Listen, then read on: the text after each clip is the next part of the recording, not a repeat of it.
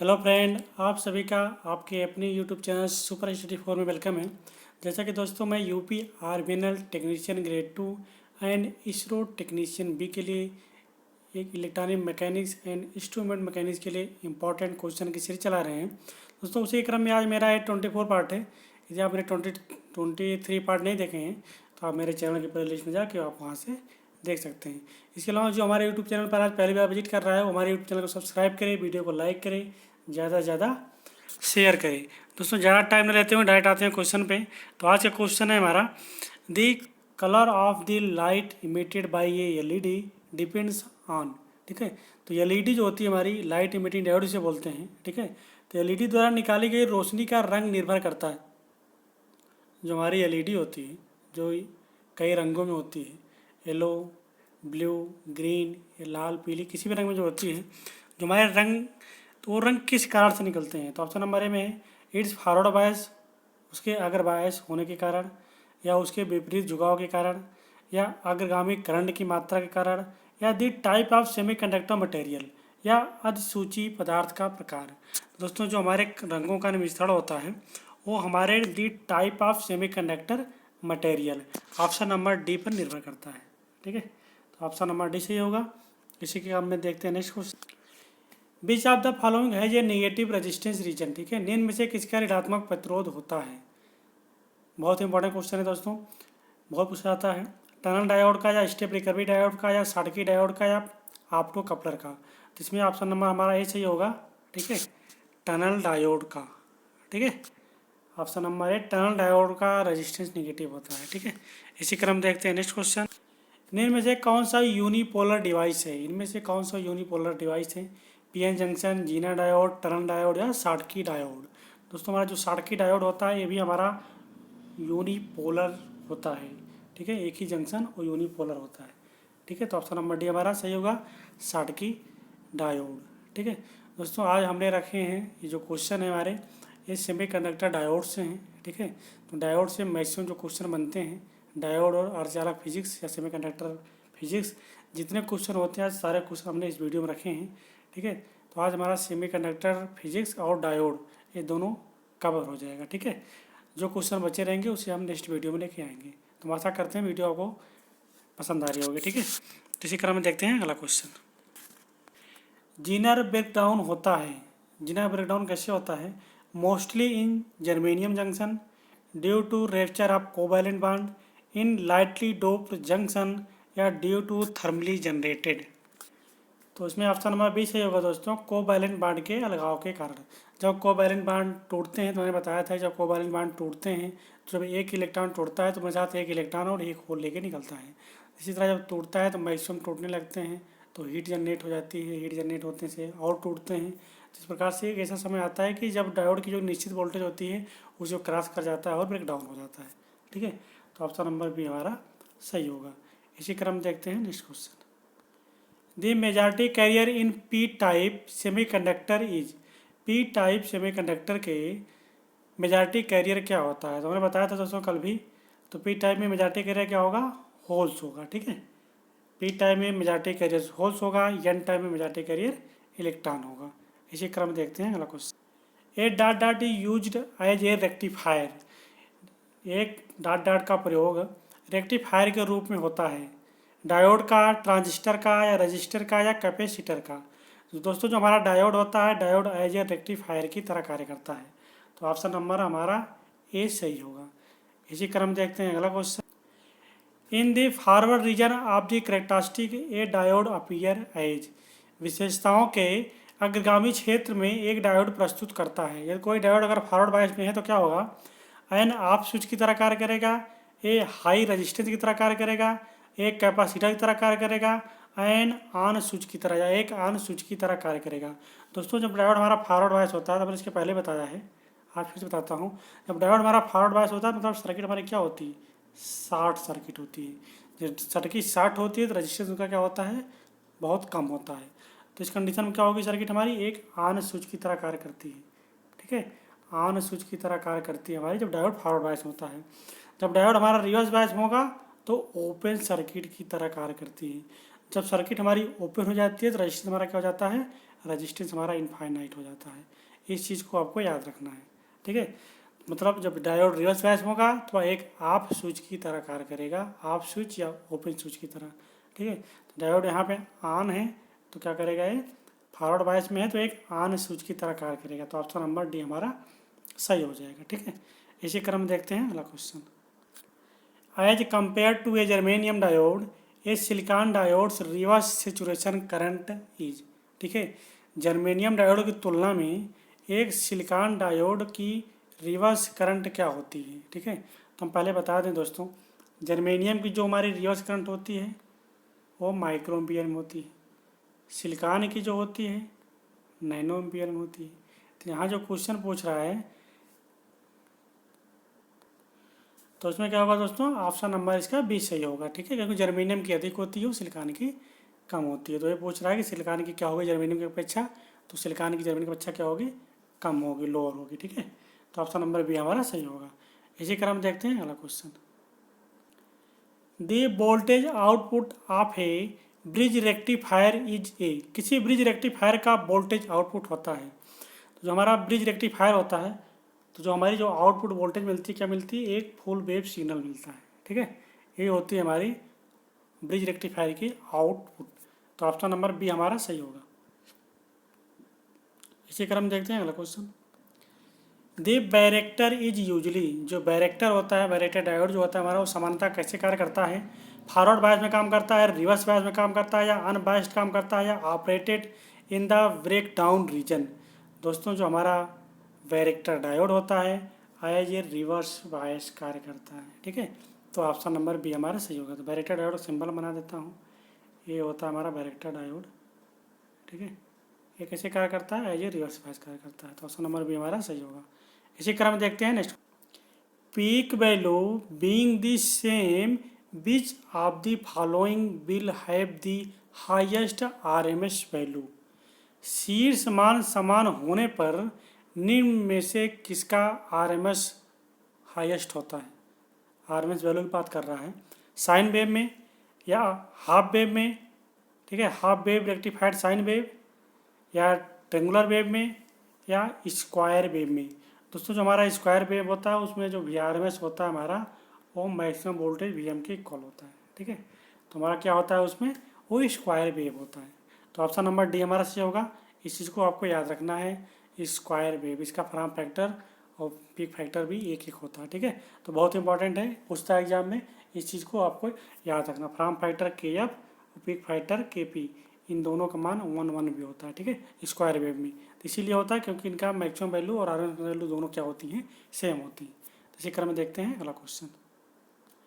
What causes the depletion region, अवक्षय क्षेत्र किस कारण से बनता है। जो हमारी डिप्लीशन रीजन होती है वो किस कारण से बनती है, बैरियर पोटेंशियल के कारण, या डिफ्यूजन के कारण, या डोपिंग के कारण, या आयन के कारण।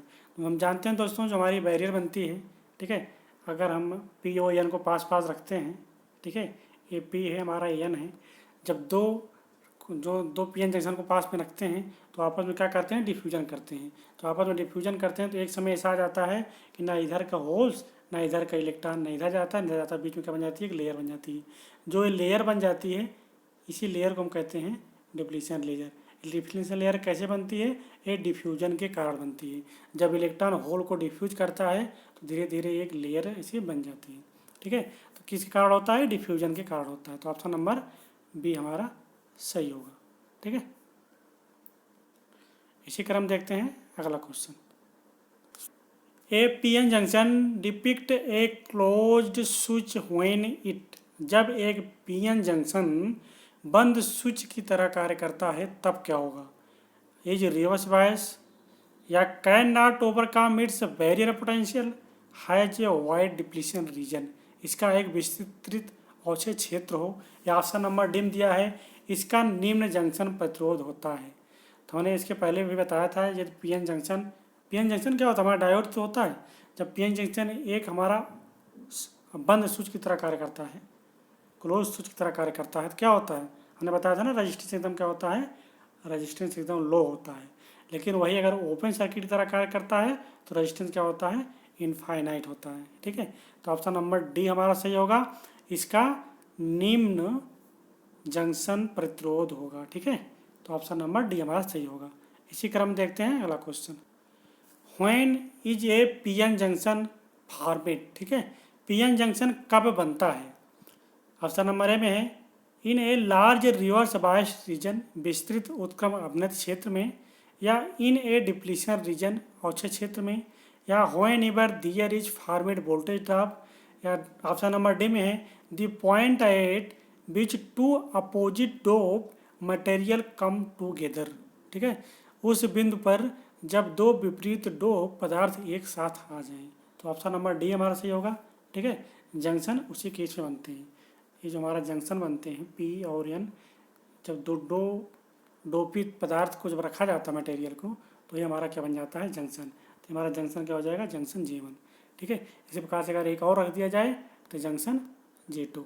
तो हमारे जंक्शन बनते हैं जो दो डोपिंग मटेरियल के बीच में जो लेयर बनती है हमारा क्या हो जाता है? जंक्शन हो जाता है। ठीक है, इसी क्रम देखते हैं अगला क्वेश्चन। आयोनाइजेशन विधि ने PN junction cases a layer on each side of the barrier called the. PN junction के भीतर आयनीकरण के कारण रोधक के प्रत्येक पक्ष पर एक परत बनती है जिसे डॉट डॉट कहते हैं। ठीक है, जो लेयर बनती है उस लेयर को हम क्या कहते हैं? ऑप्शन नंबर ए में है बैरियर वोल्टेज कहते हैं, या जंक्शन कहते हैं, या डिप्लीशन रीजन कहते हैं, या फॉरवर्ड वोल्टेज कहते हैं। क्या कहते हैं दोस्तों? तो इसका ऑप्शन नंबर सी सही होगा, डिप्लीशन रीजन कहते हैं। ठीक है, जब पीएन जंक्शन के भीतर जो आयनीकरण के कारण जो बनता है, जो आयनाइजेशन के कारण बनता है, वो क्या कहलाता है? Depletion region. यही जो लेयर बनती है दोस्तों उसी, ठीक है, ये जो पी और एन को रखते हैं बीच में जो लेयर बन जाती है, इसी लेयर क्या कहते हैं? डिप्लीशन रीजन कहते हैं। ठीक है, वो आयनाइजेशन के कारण होती है, मतलब जो डिफ्यूजन होता है। तो इसी क्रम देखते हैं अगला question. Calculate the static resistance R D of a diode having I D equal to 30 milli ampere and V D equal to 0.75 volt. तो डायोड के स्थैतिक प्रतिरोध आर डी की गणना करें यदि आई डी का मान इतना दिया हुआ है और वी डी का मान इतना है। ठीक है, तो हमें ज्ञात करना है क्या? आर डी का मान। तो इसके लिए दोस्तों सिंपल सा फार्मूला होता है डायनेमिक रेजिस्टेंस का। जो डायनेमिक रेजिस्टेंस फार्मूला होता है, मैं 1 मिनट, ठीक है, थोड़ा सा यहाँ रोकते हैं। तो डायनेमिक रेजिस्टेंस जो फार्मूला होता है वो हमारा आर डी इक्वल टू क्या हो जाएगा? V D upon I D. V D का मान हमारा कितना है? वी डी का मान हमारा है 0.7 वोल्ट। 0.7 अपान दिया हुआ है 30 मिली एम्पियर, तो 3 इंटू 10 की पावर -3। ठीक है, तो -3 ऊपर जाएगा तो +3 हो जाएगा, +3 जाएगा तो हो जाएगा 750 को अगर हम 30 से डिवाइड करेंगे, ठीक है, ये ऐसे हो जाएगा दोस्तों। जब ऊपर जाएगा, ऊपर जाने के बाद हमारा क्या हो जाएगा? आर डी इक्वल टू हो जाएगा 0.75 इंटू 10 पावर 3 अपान 3 इंटू 10।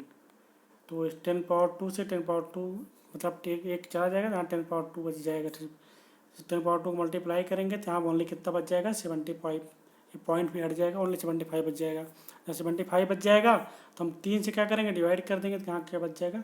25 आ जाएगा। तो हमारा जो डायनेमिक रेजिस्टेंस आर डी आ जाएगा वो 25 ओम आ जाएगा। ठीक है, तो ऑप्शन नंबर इसका कौन सा सही है देख लेते हैं। ऑप्शन नंबर हमारा ए सही है, 25 ओम। ठीक है, और इसी क्रम देखते हैं अगला क्वेश्चन। अगला क्वेश्चन है what unit is use to represent the level of diode forward current I F is.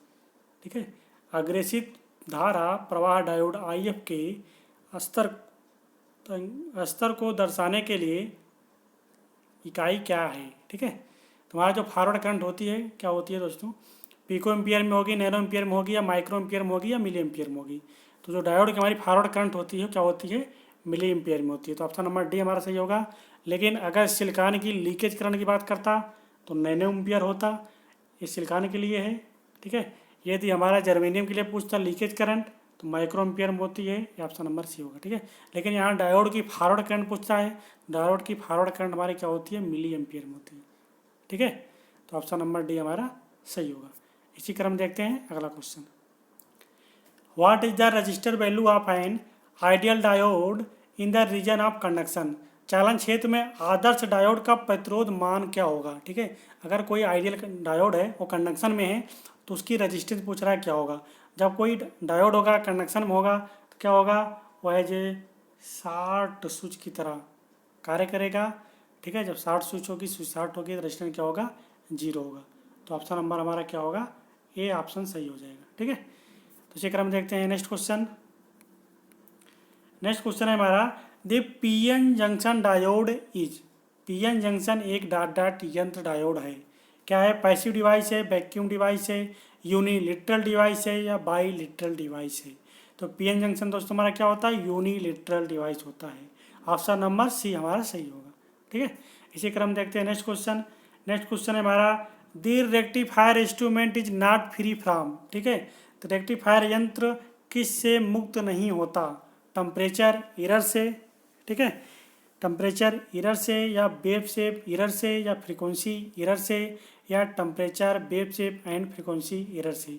तो रेक्टिफायर जो दोस्तों होता है हमारा, वो वेव शेप एरर से मुक्त नहीं होता है। ठीक है, क्योंकि हम क्या करते हैं, रेक्टिफायर का काम क्या होता है, रेक्टिफायर काम क्या होता है, एसी को डीसी में चेंज करना। ठीक है, तो रेक्टिफायर क्या करता है, एसी को डीसी में चेंज करता है। लेकिन जो हमको डीसी मिलती है आउटपुट के रूप में, वो प्योर डीसी नहीं होती है, उसमें थोड़ा ना थोड़ा सा दोष रहता है। ठीक है, तो इसीलिए हमारी जो वेव शेप मिलती है, वो वेव हमारी थोड़ा ना थोड़ा बहुत उसमें अंतर रिपल आ जाता है। ठीक है, तो वही वो कह रहा है कि इसमें क्या है जो रेक्टिफायर से थोड़ा डिफरेंट है। तो वही एक जो वेव शेप एरर होता है, यही से जो है मुक्त नहीं होता, क्योंकि उसकी वेव में कोई ना कोई प्रॉब्लम थोड़ा बहुत रह ही जाती है। ठीक है, इसीलिए उसकी एफिशिएंसी देखते हो तो 81.2% होती है फुल वेव और ब्रिज की, और हाफ वेव की होती है 40.6%। इसी कारण, क्योंकि उसमें वो प्योर डीसी हमको नहीं मिलती है। ठीक है, इसी क्रम देखते हैं नेक्स्ट क्वेश्चन। तो नेक्स्ट क्वेश्चन है हमारा, in a PN junction with no external voltage the electric field between the acceptor and the donor ion is called edge. ठीक है, पीएन जंक्शन में बाहरी वोल्टता के बिना एक्सेप्टर और डोनर आयनों के बीच उत्पन्न विद्युत क्षेत्र क्या कहलाता है। तो ऑप्शन नंबर ए है पीक कहलाता है। ठीक है, या ऑप्शन नंबर बी में है थ्रेशोल्ड कहलाता है, या ऑप्शन नंबर सी में है बैरियर वोल्टेज होता है, या ऑप्शन नंबर डी में पाथ होता है। तो क्या होता है दोस्तों, या ऑप्शन नंबर सी सही होगा, बैरियर वोल्टेज कहलाता है। ठीक है, इसी क्रम देखते हैं next question. Ripple factor is the ratio of dot dot value to dot dot value. ठीक है, तुम्हारा जो रिपल फैक्टर होता है किसका रेशियो होता है दोस्तों, आरएमएस या पीक वैल्यू का, या पीक या डीसी वैल्यू का, या आरएमएस डीसी वैल्यू का, या पीक या आरएमएस वैल्यू का। तुम्हारा जो रिपल फैक्टर होता है ऑप्शन नंबर सी में सही है। ठीक है, आरएमएस वैल्यू और आरएमएस और डीसी वैल्यू का रेशियो होता है हमारा पीक फैक्टर, रिपल फैक्टर। ठीक है दोस्तों, क्या होता है, रिपल फैक्टर होता है आरएमएस वैल्यू और डीसी वैल्यू का रेशियो। ठीक है, इसी क्रम में देखते हैं नेक्स्ट क्वेश्चन। तो नेक्स्ट क्वेश्चन है हमारा, when A PN junction is reverse bias. जब पीएन जंक्शन हमारा रिवर्स बायस होगा तो क्या होगा, डिप्लीशन लेयर डिक्रीज करेगी, या इट ऑफर्स लो रेजिस्टेंस, वह निम्न प्रतिरोध देता है, या डिप्लीशन लेयर बढ़ेगी, या इलेक्ट्रॉन मोबिलिटी इंक्रीज, इलेक्ट्रॉन की चालकता बढ़ेगी। ठीक है, तो क्या होता है दोस्तों, जब हमारा पीएन जंक्शन रिवर्स बायस होता है तो डिप्लीशन लेयर क्या होगी, हमारी इंक्रीज करेगी। ठीक है, तो ऑप्शन नंबर सी हमारा सही हो जाएगा, डिप्लीशन लेयर इंक्रीजेज। इसी क्रम में देखते हैं नेक्स्ट क्वेश्चन। नेक्स्ट क्वेश्चन हमारा, द फॉलोइंग फिगर रिप्रेजेंट। दिया हुआ चित्र क्या दर्शाता है, एलईडी, बैरेक्टर या एससीआर दर्शाता है, या डाय दर्शाता है। क्या दर्शाता है हमारा, देखिए इसमें किरणें बाहर की तरफ निकल रही हैं, जब प्रकाश बाहर की तरफ निकलता है तो क्या होता है हमारा, एलईडी होती है। तो ऑप्शन नंबर ए हमारा सही हो जाएगा। ठीक है, इसी क्रम में अगर एससीआर की बात करते हैं, एससीआर कैसे बनता है, एससीआर हमारा ऐसे बनता है। ठीक है, ये क्या है हमारा, silicon control rectifier, anode, cathode and gate. ये हो गया हमारा एससीआर का। बैरेक्टर इसके पहले मैंने बनाया था, फिर से बना देता हूँ मैं बैरेक्टर भी। बैरेक्टर हमारा कैसे बनता है, बैरेक्टर हमारा ऐसे होता है। डायक कैसे बनता है, डायक का सिंबल आप देख लीजिए। ठीक है, ये हमारा क्या होता है, ये हमारा डायक होता है। MT1 MT2 दो टर्मिनल होते हैं इसमें। ठीक है, 4 लेयर होती हैं। ठीक है, तो ये सब क्या है, एक बाई डायरेक्शनल स्विच होती है हमारी डायक। ठीक है, सारे सिंबल रहें दोस्तों, सिंबल जरूर पूछता है, इसलिए सिंबल आपको याद रखना है, सारे सिंबल बना दिए हमने। ठीक है, इसी क्रम देखते हैं नेक्स्ट क्वेश्चन। नेक्स्ट क्वेश्चन है हमारा, a full wave bridge rectifier is supplied voltage at 50 hertz the lowest ripple frequency will be. एक पूर्ण तरंग ब्रिज रेक्टिफायर को 50 हर्ट्ज की आवृत्ति पर वोल्टेज प्रदान किया गया है, तो रिपल आवृत्ति का न्यूनतम मान क्या होगा। ठीक है, रिपल आवृत्ति का न्यूनतम मान क्या होगा। तो रिपल फ्रीक्वेंसी जो होती है दोस्तों, रिपल फ्रीक्वेंसी हमारी एफ इक्वल टू होती है क्या, 2f। रिपल फ्रीक्वेंसी जो होती है वो इनपुट फ्रीक्वेंसी का 2 गुना होती है। तो इनपुट फ्रीक्वेंसी हमारी कितनी है, 50 हर्ट्ज है। 50 हर्ट्ज में अगर 2 से मल्टीप्लाई कर देंगे तो कितना हो जाएगा, 100 हर्ट्ज हो जाएगा। तो ऑप्शन नंबर क्या सही हो जाएगा, ऑप्शन नंबर बी हमारा सही हो जाएगा। ठीक है, इसी क्रम देखते हैं next question. The maximum rectification efficiency in case of A full wave rectifier is. पूर्ण तरंग रेक्टिफायर की अधिकतम रेक्टिफिकेशन दक्षता, इसकी इफिशियंसी पूछ रहा है दोस्तों। इफिशियंसी कितना होती है, 100% होती है या 55.6% होती है, या ऑप्शन नंबर सी में दिया हुआ 81.2% होती है, या ऑप्शन नंबर डी में 40.64% होती है। तो इसका ऑप्शन दोस्तों कैसे होगा, ऑप्शन नंबर सी सही होगा, 81.2% होती है फुल वेव रेक्टिफायर और ब्रिज रेक्टिफायर दोनों की। ठीक है, इसी क्रम देखते हैं नेक्स्ट क्वेश्चन। तो नेक्स्ट क्वेश्चन है हमारा, which of the following rectifier needs 4 diode. निम्न में से किस रेक्टिफायर को 4 डायोड की आवश्यकता होती है।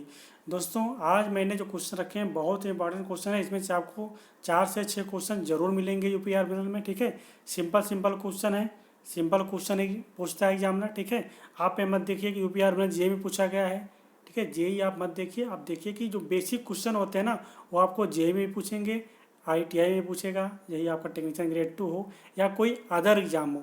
जो कॉमन क्वेश्चन होते हैं, सिंपल क्वेश्चन होते हैं, वो हर जगह 10-5% सिंपल क्वेश्चन हर जगह पूछता है। ठीक है, तो इस तरह क्वेश्चन आपको टेक्नीशियन ग्रेड 2 और यूपी उसमें क्या कहते हैं यूपीआरबीएल टेक्नीशियन ग्रेड 2 और इसरो टेक्नीशियन बी में जरूर मिलेंगे। ठीक है, ये दोस्तों वीडियो पसंद आ रहा है तो वीडियो को लाइक करें, ज़्यादा से ज़्यादा शेयर करें। अगर आप मेरे चैनल को सब्सक्राइब नहीं किए, चैनल को सब्सक्राइब जरूर करें। ठीक है, तो इसमें क्या है कि किस रेक्टिफायर को 4 डायोड की आवश्यकता होती है, हाफ वेव रेक्टिफायर को, या centre tap full wave rectifier को, या ब्रिज रेक्टिफायर को, या नॉर्मल फुल वेव रेक्टिफायर को। तो क्या होता है दोस्तों, ब्रिज रेक्टिफायर जो होता है हमारा उसे ही 4 डायोड की आवश्यकता होती है। ये पूछता है कि हाफ वेव रेक्टिफायर में कितने डायोड लगे होते हैं, 1 लगे होते हैं। ठीक है, सेंटर टेप फुल वेव में कितने लगे होते हैं, 2 लगे होते हैं। ठीक है, ब्रिज रेक्टिफायर में कितने लगे होते हैं, 4 लगे होते हैं। तो ये सिंपल से क्वेश्चन पूछते हैं, आपको मालूम होना चाहिए। ठीक है, इसी क्रम देखते हैं नेक्स्ट क्वेश्चन। तो नेक्स्ट क्वेश्चन हमारा, which one of the following diode can contains a metal semiconductor junction. निम्न में से कौन सा एक डायोड धातु और चालक जंक्शन में शामिल है। टनल डायोड है हमारा, जीना डायोड है, या ऑप्शन नंबर सी है शॉटकी डायोड है, या ऑप्शन नंबर डी है गन डायोड है। तो क्या होता है दोस्तों, जो हमारा शॉटकी डायोड होता है उसका एक टर्मिनल जो होता है वो मेटल ऑक्साइड का बना होता है। ठीक है, तो ऑप्शन नंबर सी हमारा सही होगा, शॉटकी डायोड। इसी क्रम देखते हैं नेक्स्ट क्वेश्चन। नेक्स्ट क्वेश्चन हमारा, negative resisting characteristic is exhibited by a. नकारात्मक प्रतिरोध विशेषताओं को 1 के द्वारा प्रदर्शित किया जा सकता है। दोस्तों इसमें जीना डायोड है ऑप्शन नंबर ए में, बी में है शॉटकी डायोड। ठीक है, ऑप्शन नंबर सी में है हमारा photo diode, option number D में हमारा टनल डायोड। ठीक है, ये दिया हुआ है हमारा। तो इसका ऑप्शन नंबर क्या होगा दोस्तों, इसका ऑप्शन नंबर डी से होगा, टनल डायोड हमारा होता है जो निगेटिव या नकारात्मक प्रतिरोध विशेषताओं को प्रदर्शित करता है। ठीक है, तो ऑप्शन नंबर डी हमारा सही होगा, टनल डायोड। इसी क्रम देखते हैं नेक्स्ट क्वेश्चन। नेक्स्ट क्वेश्चन है हमारा, अर्ध तरंग दृष्टिकारी में अधिकतम सैद्धांतिक कुशलता कितनी होती है। हाफ वेव रेक्टिफायर की एफिशिएंसी पूछ रहा है दोस्तों, इसको आप याद रखना, हाफ वेव, फुल वेव या ब्रिज, तीनों एफिशिएंसी में से कोई ना कोई एफिशिएंसी आपको जरूर मिलेगी एग्जाम में। ये लगभग 99% हर एग्जाम में आता है। ठीक है, तो इन क्वेश्चन को आपको रट के रखना है, बहुत ही इंपॉर्टेंट क्वेश्चन है जो कि आपको एग्जाम में मिलने वाले हैं। यही आपका यूपीआरबीएल का एग्जाम हो, यही आपका इसरो टेक्नीशियन बी का हो। तो हाफ वेव की एफिशिएंसी कितना होती है, 40.6%। ठीक है, तो ऑप्शन नंबर हमारा सही होगा। इसी क्रम देखते हैं नेक्स्ट क्वेश्चन। दोस्तों ये लास्ट क्वेश्चन रहा। ठीक है, इसके अलावा में हम जो कल क्वेश्चन पूछे थे उसका आंसर बताते हैं हम आज आपको। दोस्तों मैंने कल क्वेश्चन पूछा था कि इस क्वेश्चन का आंसर आपको कमेंट बॉक्स में देना है। ठीक है, ये क्या क्वेश्चन था कि the transistor efficiency with 85% of efficiency is likely to be. दक्षता के 85% के साथ ट्रांजिस्टर प्रोडक्ट की होती है, किसकी एफिशिएंसी 85% होती है, तो ये होती है किसकी, क्लास सी की। ठीक है, क्लास सी एम्पलीफायर की एफिशिएंसी कितना होती है, 85%, जो कि काफ़ी लोगों ने कमेंट में आंसर दिया था, जैसे हेमंत ने दिया था, SP पटेल ने दिया था, ठीक है। एक कपिल कुमार करके हैं, उन्होंने दिया था। काफ़ी लोगों ने दोस्तों कमेंट में आंसर दिया था, उनका रिस्पॉन्स बहुत अच्छा रहा। ऐसे जितने लोग हैं आप सभी कमेंट में आंसर देने की जो है, ठीक है, प्रयास क्या करें, जिससे कि अगर आप कमेंट बॉक्स में लिखते हैं ना तो आपका जो टॉपिक होता है एकदम क्लियर हो जाता है, ठीक है। आप कभी भूलोगे नहीं। अगर एग्जाम टाइम में आप बैठोगे तो आपको अगर कन्फ्यूजन भी रहेगा तो कन्फ्यूजन आपका दूर हो जाएगा। तो आज का क्वेश्चन क्या है दोस्तों, देखते हैं आज का क्वेश्चन। ये दोस्तों बहुत ही इंपॉर्टेंट क्वेश्चन है, कई बार एग्जाम में आया हुआ है, ठीक है। हम आशा करते हैं कि आप सभी इसका आंसर कमेंट सेक्शन में जरूर देंगे, ठीक है। A zener diode is used for, zener diode का डॉट डॉट का प्रयोग होता है, कहाँ पे होता है जीना डायोड का प्रयोग? वोल्टेज रेगुलेशन में, या रेक्टिफिकेशन में, या नॉइज सुपरपोजिशन, ठीक है। सॉरी दोस्तों, एक मिनट। दोस्तों क्या है कि zener diode is use for, zener diode का हम प्रयोग कहाँ करते हैं, ठीक है। वोल्टेज रेगुलेशन में, या रेक्टिफिकेशन में, या नॉइज सुपरपोजिशन में, या ब्लॉकिंग AC में, ठीक है। तो इस क्वेश्चन का आंसर सभी लोग कमेंट सेक्शन में जरूर देंगे, ठीक है। बहुत ही इंपॉर्टेंट क्वेश्चन है दोस्तों, इसे आप लिख लेंगे तो कभी आप भूलेंगे नहीं, ठीक है। तो इसको आपको आंसर देना है, ठीक है। हम आशा करते हैं वीडियो आपको पसंद आया होगा। वीडियो पसंद आया तो वीडियो को लाइक करें, शेयर करें और चैनल को सब्सक्राइब करें। Thank you, thanks for watching.